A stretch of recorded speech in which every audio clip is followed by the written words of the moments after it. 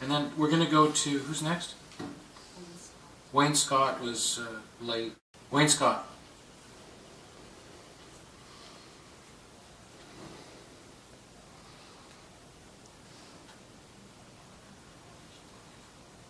Are we on? Good stuff.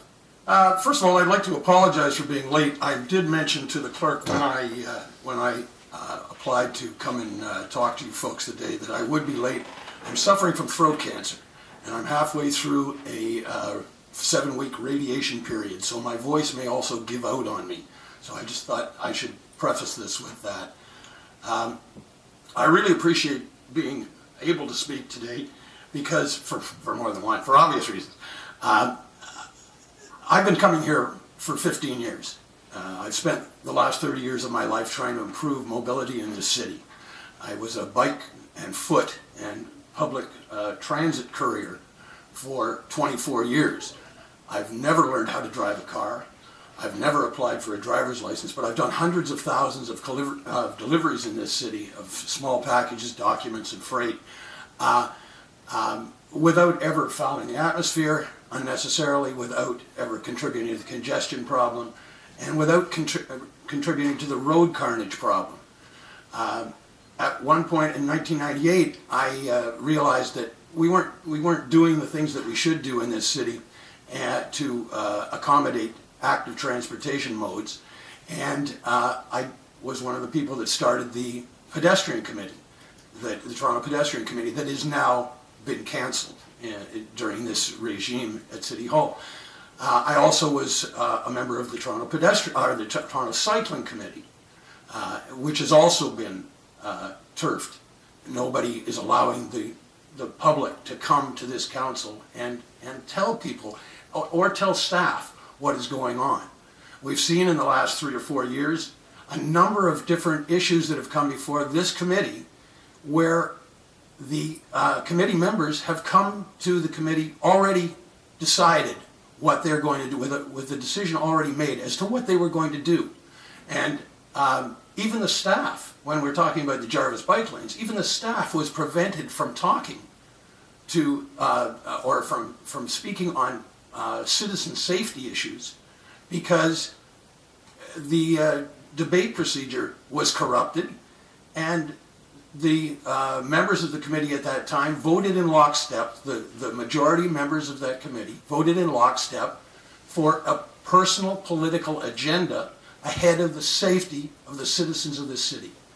It is, if we think that the political embarrassment coming from the mayor in the last 4 years has been a problem, I would say that the embarrassment to the citizens of this city from this committee is more important, because we are again seeing a rise in fatalities among the actively mobile citizens of this city on the streets of our city, and we've seen it in the last year. And I would say that there's a lot of reasons for that, but one of them is the performance of this committee. And before the next election, we will be releasing globally a documentary film on how the Jarvis bike lanes were removed. And it ties this committee and the mayor's office to this corruption of the process at this committee. We've got the former head of transportation for the city, Gary Welsh, saying just that.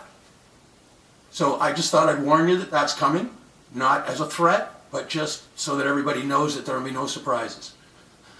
One thing, most of the things that I wanted to say have already been said by the other decadents here today, and I think that's great. 15 years ago, there weren't other people saying the things that had to be said, but it's great to see that there are so many people in the community that care about one another.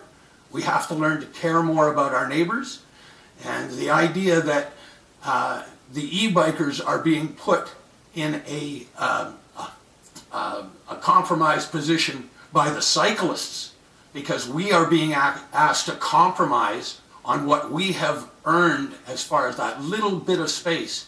You say 5,300 kilometers of roadways in our city, and we've got 114 kilometers of bike lanes. I would say it's not our problem that is the problem. It is the people on this committee that when the medical officer of health said we should be reducing the speed limits in our city, they said, mind your own knitting, if anybody remembers that. Thank you, sir. Thank you. Any questions? He won't ask.